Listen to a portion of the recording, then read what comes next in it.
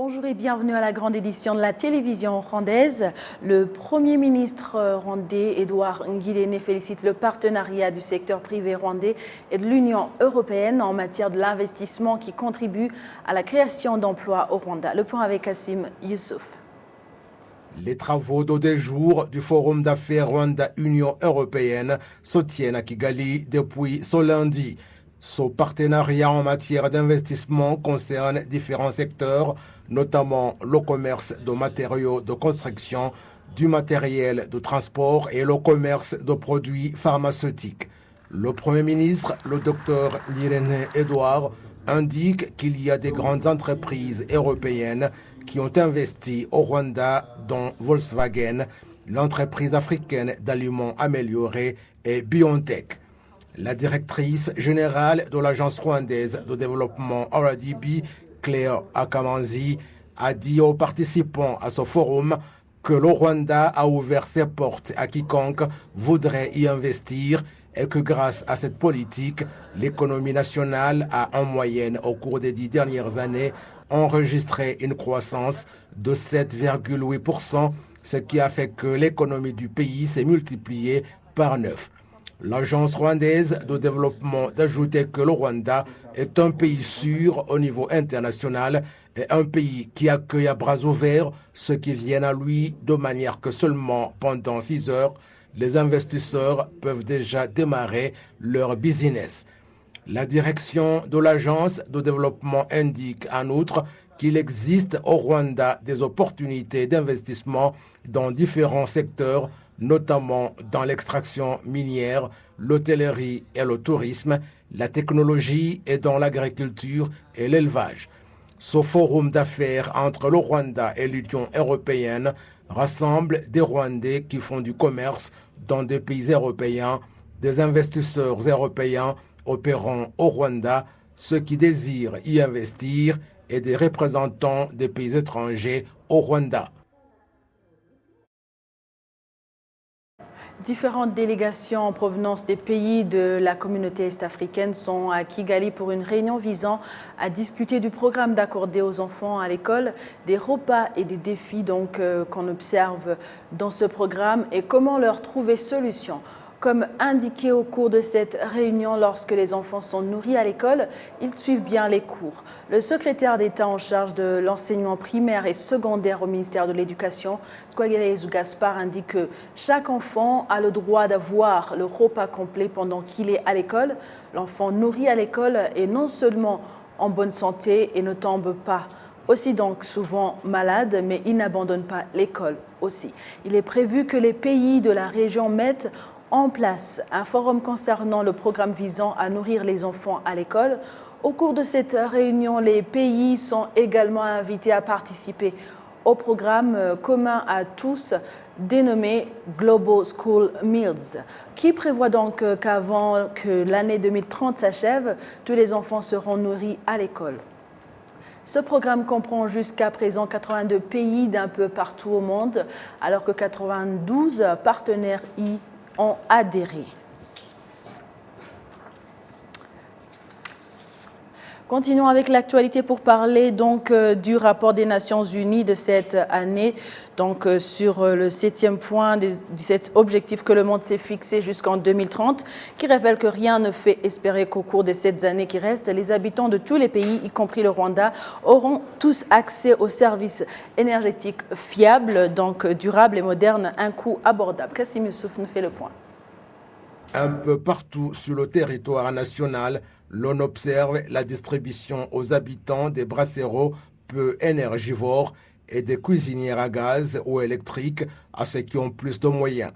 Certains habitants louent le soutien que le gouvernement leur a apporté, car sinon ils ne pouvaient pas s'en procurer.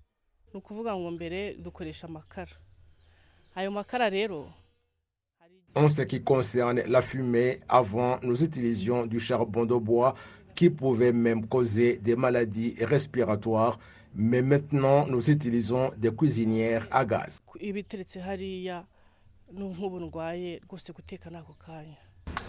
La société Ruriba a déjà distribué dans 20 districts du pays 23 000 brasseros que la population apprécie du fait qu'ils sont peu énergivores.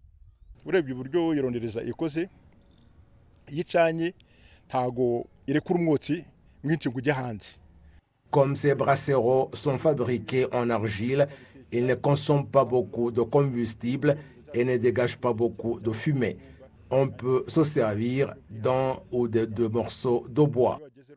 L'entreprise Munyaxeco indique que l'énergie solaire est également installée dans des offices et organes pourvoyeurs de services tels que des centres de santé. Vous voyez que nous avons ici le centre de santé de Gahanga. Nous lui avons fourni des chauffe-eau fonctionnant à l'aide de l'énergie solaire pour fournir de l'eau chaude aux mamans qui ont accouché. Et vous voyez derrière moi que nous avons des lampes à énergie solaire pour l'éclairage du centre de santé. Cette énergie est également utilisée pour alimenter des ordinateurs et des machines qui pompent l'eau souterraine dont le centre de santé a besoin. Le Rwanda s'est fixé l'objectif que l'année prochaine, la population qui utilise le bois comme combustible soit de 42% et de 20% pas plus tard que 2030. Biogaz niko koko niko bimeze cyane ko aho zagiye zikoreshwa. Dans ce cas de biogaz, le problème n'était pas au niveau de la technologie pour que le biogaz puisse fonctionner, mais plutôt sur les personnes qui utilisent ce biogaz, qui n'ont pas pu assurer son entretien et qu'il n'y avait pas un système de maintenance permanente. C'est ce qui a entraîné sa mauvaise utilisation. Je dirais que l'on observe que les gens comprennent davantage d'autres opportunités de ne pas se servir des choses qui détériorent l'environnement. Et cela va de pair avec la sensibilisation que nous menons pour que la population puisse se servir de l'énergie non polluante.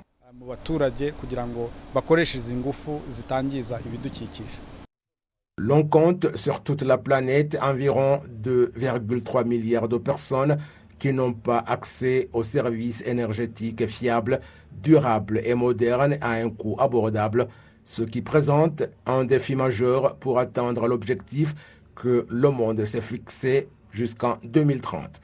Malgré cette situation, l'on s'attend à ce que l'investissement dans ce secteur cette année augmente de 24% jusqu'à 17 000 milliards de dollars américains. Nous sommes toujours dans les 100 jours de commémoration du génocide perpétré contre les Tutsis au Rwanda en 1994. Dans l'esprit de mémoire, unité et renouveau, nous sommes dans le studio avec M. Charles Boutela, un écrivain qui a écrit le livre Témoin à nu. Bonjour. Bonjour. Lorsque vous avez décidé d'écrire, c'était à quel moment de votre vie où il y avait donc cette envie d'écrire? Je dois sincèrement avouer que dès le lendemain du génocide, j'avais déjà l'idée. Ce que je venais de vivre, ce que les Tutsis en général venaient de voir, dans mon idée, il fallait montrer au monde ce qui était arrivé. L'idée m'est venue tout de suite, ça ne devait pas rester dans les émotions ou rester dans les tiroirs. J'avais déjà l'idée tout de suite de mettre au clair tout ce que nous avions vécu. Est-ce que cela veut dire que depuis longtemps, vous sentez en vous, vous étiez écrivain ou bien vous avez été inspiré par l'histoire qui vous a vraiment touché? Je n'ai jamais été écrivain pour des livres. J'ai la facilité de rédaction par contre. Et j'ai essayé, après 1994, de m'amuser juste pour me défouler et à titre thérapeutique, je dirais. J'ai rédigé notamment des lettres que j'ai envoyées aux génocidaires qui ont terminé ma famille et qui vivaient en Belgique. J'ai commencé par là, les lettres, je les ai gardées et qui figurent aujourd'hui dans mon livre. Et pourquoi le titre Témoin à nu? Pourquoi le titre Témoin à nu? Témoin à nu, ça veut dire mon témoignage à moi. Ce n'est pas quelque chose que j'aurais lu ou vu ou entendu. Pardon, c'est quelque chose que j'ai vécu. Ça, c'est mon vécu. Je donne les faits, je donne des exemples concrets concernant ma personnalité à moi. Donc c'est mon témoignage à moi et pur, clair et simple. Voilà. Donc c'est pour vous, donc c'est un vécu. Et vous aviez aussi, vous avez parlé dans votre livre que c'était un peu thérapeutique. Pourriez-vous nous parler de ce point de thérapie? Le génocide, c'est un sujet assez large et émotionnel. Penser au génocide, parler du génocide, c'est très fatigant, doublement d'ailleurs, et physiquement et émotionnellement. Alors, il y a des sujets que je ne veux pas aborder. Il y a par exemple des noms, notamment mon fils qui a été tué à 18 mois, je n'arrivais pas à prononcer son nom. Mais à force d'écrire son nom souvent dans ce livre, évidemment au début, il m'a fallu beaucoup de temps pour m'y habituer, mais je dirais que vers la fin, il y a des choses que je trouvais un peu tabou, que j'essaie de passer à travers juste au-dessus, mais présentement, je me sens plus ou moins apte à pouvoir discuter et en parler ouvertement. Voilà, merci. Alors maintenant, par rapport à la base, donc, quand vous aviez le premier brouillon, le sentiment que vous aviez, est-il le même maintenant ou bien il y a une différence? En fait, je dirais qu'il y a une grande différence. Il y a une très grande différence. Comme je le dis tantôt, il y a des noms, il y a des sujets que je n'arrive pas à aborder. Pendant 29 ans, à titre d'exemple, je n'ai jamais réussi à donner mon témoignage. J'ai été sollicité plusieurs fois. J'ai essayé, je n'y arrivais pas. Je ne faisais même pas 2 minutes. J'avais la gorge serrée, muselée carrément. Et avec mon livre, j'ai commencé à parler. J'ai commencé par Paris récemment, et puis Genève, Bruxelles. Et 2 jours après à Kigali, c'est la première fois que je raconte mon histoire, pendant 29 ans. Ouais. Donc je me suis servi de ce livre. À force de l'écrire, c'était un exercice qui pour moi m'a permis d'accepter, faire mon deuil, parce qu'avant je n'avais pas à faire mon deuil. Et c'est mon livre qui a fait que je fasse mon deuil correctement. Donc là, maintenant, on comprend, alors c'est votre vécu et maintenant, il y a une très grande différence. Pourriez-vous nous parler des points les plus importants, des grands points de ce livre qui est votre vécu, donc Témoin à nu? Mon livre Témoin à nu contient 4 grands points. Le premier, c'est la période pré-génocide, et une période assez difficile, assez compliquée, que je veux d'ailleurs que ce livre fasse, que ce soit un outil pédagogique pour les jeunes qui ont grandi après 1994, pour leur montrer que le Rwanda que nous avons vécu avant 1994 est tellement différent du Rwanda d'aujourd'hui, et que les gens ne prennent pas pour acquis que ça a été toujours comme ça pendant tout le temps. Il y a des traumatismes, des emprisonnements, des injustices, des humanisations. Je passe à travers tout ça, les Ibiza de 90 dont j'ai été victime, l'équilibre ethnique dont j'ai été victime également. Il y a aussi la deuxième partie qui est le génocide lui-même. Et la troisième partie qui est la période post-génocide. J'ai fait une petite réflexion. Comment on vit après avoir survécu à un génocide? Quel est l'individu à quoi il ressemble après avoir survécu à un génocide? La survie, c'est pour moi un chapitre assez important parce que faut-il survivre à un génocide pour pouvoir exister? Alors, la dernière partie est réservée à des réflexions personnelles. Alors, là, je parle un peu du Rwanda, mon pays, je parle un peu du pardon, je parle un peu de la personne qui a survécu, comment la personne est définie. Voilà les grands points de mon livre. Vous venez de nous parler de 4 points maintenant. Là, il y a comme un point, le premier point là, ici, comme un outil pédagogique. Et le troisième point, donc vous parlez de l'individu après le génocide. Est-ce que maintenant, quand vous faites les tournées, parce qu'on va parler de tournées, parce que vous avez fait des tournées, est-ce que ça ne dérange pas du côté thérapeutique, parce que vous avez dit que c'est un outil et donc ça vous rappelle le vécu. Et d'ici, d'ailleurs, je peux relire dans ce que vous avez écrit. Donc, sur mon calendrier, les jours passent, les mois se relayent, les années se succèdent. Quant à mes souvenirs, rien ne change. C'est toujours hier que le génocide commis contre les Tutsis au Rwanda a eu lieu. Donc, est-ce que, en parlant de l'individu après donc, le génocide, maintenant, pourriez-vous nous parler de l'expérience parce que vous êtes en tournée? Est-ce que ça ne vous rappelle pas le passé et ça ne vous freine pas? C'est quoi l'expérience? Comment est-ce que vous arrivez à parvenir donc à parler de tout ça? Oui, tout à fait. Même jusqu'à la fin de ma vie, le génocide sera comme ça s'est passé hier. Je vois toujours des images défiler dans ma tête comme c'était hier. Alors, il y a un rapprochement entre les deux.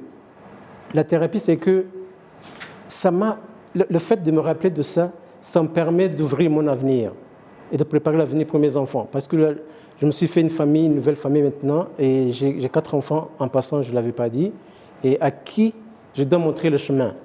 Alors, et dans ce chemin-là, c'est la résilience. Après avoir vécu ce génocide, je ne me suis pas laissé embarquer dans la dépression, la démence, heureusement, et j'ai pu me relever. C'était ça mon défi depuis le début. Je me suis dit, il y avait la mort et maintenant c'est la vie. J'étais plus préparé à la mort, mais pas à la vie. Par après, parce que j'ai survécu, je me suis dit, il faut vivre. Le contraire de la mort, c'est la vie. J'ai choisi la vie, il faut la vivre dignement et la vivre correctement. C'est ça que j'ai choisi. Merci beaucoup. Un dernier message à ceux qui nous suivent en termes d'outils pédagogiques, parce que c'est ça que ça va vraiment me marquer. Oui. L'outil pédagogique, je m'adresse surtout aux jeunes. Je veux surtout que ce livre soit lu, et en particulier par les jeunes, la génération future. Que les jeunes comprennent qu'après 1994, le pays a été complètement transformé, en corps et en âme. Il y a des gens qui ont investi leur sang, sacrifice énorme pour que ce pays soit tel qu'il est aujourd'hui, qui est totalement l'opposé de ce que nous avons vécu dans le passé. Il faut que les jeunes s'investissent, apprennent l'histoire, pour que l'histoire ne se répète pas. Merci beaucoup Charles Boutella. Merci pour avoir répondu à notre invitation. À la prochaine. Merci beaucoup. On continue avec l'actualité nationale pour parler des agriculteurs qui demandent l'aide de l'État pour développer leur secteur. Ils indiquent qu'il existe encore des entreprises à faible capital et qui font face à des difficultés pour accéder au crédit, ce qui constitue un frein au développement du secteur agricole. Patrick Nilidandi pour les détails. Ndagijimana Emmanuel possède une entreprise des cultures maraîchères et a récemment obtenu un prêt de 5 millions de francs rwandais pour développer ses activités agricoles. Nous avons récolté 9 à 14 tonnes par hectare. Cependant, il indique que le processus pour augmenter les capitales des agriculteurs présente encore de nombreux défis. Vous trouvez que quelqu'un a assez d'expérience et des volontés, mais le problème, c'est qu'il n'y a pas de capital. Même le processus des BDF n'est pas facile, car je pense qu'il devrait y avoir un moyen de faciliter les agriculteurs. Afin de relever ces défis, le gouvernement du Rwanda a lancé un projet visant à développer l'agriculture et l'élevage à des fins commerciales destinées à réduire les défis auxquels sont confrontés les professionnels du secteur, alors qu'il a investi près de 300 milliards de francs rwandais. Ernest Uzabirara, chef du projet au Rwanda, auprès de l'Office rwandais en charge du développement de l'agriculture et de l'élevage, RAB en sigle, note que ce projet vise à résoudre le problème auquel sont confrontés les agriculteurs. Le gouvernement fournit ses fonds afin que quiconque en a besoin et ayant toutes les exigences, y compris la proposition de projet, puisse l'obtenir, y compris une assurance de 40% du gouvernement qui sert à garantir la banque en facilitant le prêt facilement à l'agriculteur. Vincent Mouyechaka, directeur général du Fonds de développement des entreprises, BDF en sigle et en anglais, explique que des mesures ont été prises pour accélérer les services pour ce projet. Nous avons donné à nos succursales à travers le pays la capacité d'approuver des projets en accélérant le processus, puis de fournir un rapport à ce sujet, car tout se passe bien jusqu'à présent. Comme pour les garanties, cela ne peut pas prendre plus de 10 jours pour être approuvé, comme nous avons même fait des efforts dans la technologie pour améliorer la prestation des services. À travers ce projet, la Banque rwandaise de développement, BRD en sigle, va désormais octroyer des prêts à ses agriculteurs jusqu'à 15 milliards de francs rwandais en leur facilitant avec des petits intérêts. Nous exhortons tous les agriculteurs qui recevront ces fonds à les utiliser dans des activités qui leur sont dédiées, telles que le développement de l'agriculture. Bien que ce projet ait commencé par faciliter divers praticiens dans différents secteurs, tels que la réalisation des terrasses sur plus de 1500 hectares, Les agriculteurs sont également invités à contacter diverses institutions financières pour obtenir plus d'informations sur ce projet afin de faire face aux défis qui sont encore évidents sur l'accès financier aux agriculteurs. De l'agriculture à la justice, parlons maintenant du 8e et dernière semaine du procès Philippe Hategekimana à la Cour d'assises de Paris. Ceux qui suivent de près ce procès depuis les 10 mois derniers estiment qu'il aura permis de mieux connaître la vérité sur l'histoire du génocide contre les Tutsis au Rwanda en 1994, même si l'accusé a récemment refusé de s'exprimer au tribunal. Jean Damascène Manéchimé pour le point. À la Cour d'assises de Paris, depuis le 10 mai dernier, se tiennent les audiences dans l'affaire Philippe Hategekimana, devenu Philippe Manier depuis sa naturalisation française. Quels sont les faits qui pèsent contre cet ancien gendarme de Nyanza au sud du Rwanda? Alain Gauthier, président du collectif des partis civils pour le Rwanda, explique.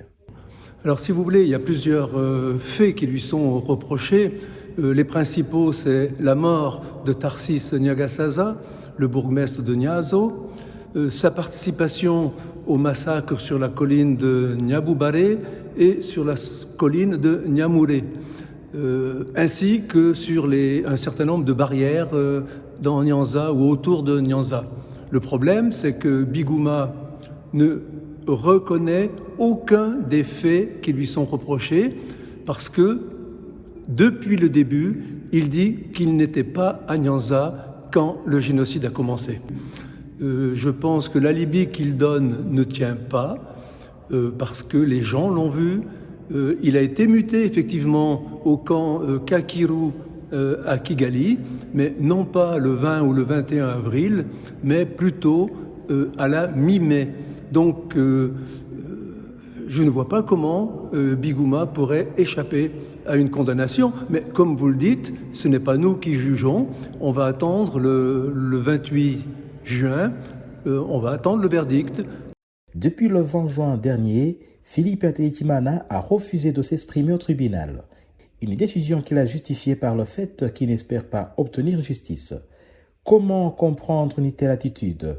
Maître André Martin Karongozi est l'un des avocats des parties civiles dans ce procès. Disons que c'est une suite logique du choix qu'il a fait de sa défense. C'est-à-dire que depuis le début, il nie pratiquement tout. Le cas le plus flagrant, c'est quelqu'un qui a été à l'école avec lui, à l'école secondaire, qui jouait au foot avec lui, qui partageait le même dortoir, qui était à la même table à l'internat et qui l'interpelle et qui lui dit « Écoutez, on se connaît très bien, vous ne pouvez pas m'oublier ». Donc, comme d'habitude, il avait commencé par dire « Ah, je ne connais pas cette personne » et puis plus tard, quand il lui donne tous ces détails, il accepte que « Ah, enfin, je le reconnais ». Donc, c'est sa stratégie de nier tout, à commencer par les faits qui lui sont reprochés, parce qu'il va nous dire que le génocide à Nyanza commence au moment où il a eu une invitation pour aller à Kigali, mais il s'avère que, de par les déclarations concordantes, les témoignages concordants, il était bel et bien, en tout cas, la deuxième moitié du mois d'avril était à Nyanza. Alors, donc, je vous disais, c'est une suite logique de la stratégie qu'il a adoptée. En droit pénal, quand on est accusé, on a le droit de ne pas répondre aux questions. On a le droit de ne pas s'accuser soi-même. Mais un silence complet comme ce qu'il nous a imposé, c'est plutôt rare. C'est plutôt rare, mais c'est conforme à ce qu'il a fait comme choix. Et je vous avoue que nous-mêmes, les partis civils, les avocats des partis civils, ça nous met mal à l'aise. Parce que là, nous manquons d'un répondant, d'un feedback. Il peut nier, il peut remettre tout en question, mais la décision de ne pas parler du tout est plutôt rare.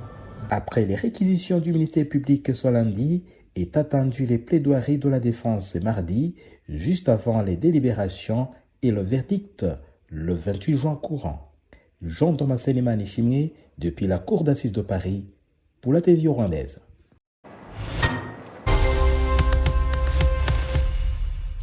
Voilà, merci à vous tous qui étaient au rendez-vous d'actualité de la télévision rwandaise. Avec toute l'équipe qui a réalisé la grande édition, je vous souhaite de passer une bonne suite du programme de la télévision rwandaise. Vous étiez avec Amandine Dikouma-Sabo, à la prochaine et d'ici là, portez-vous bien.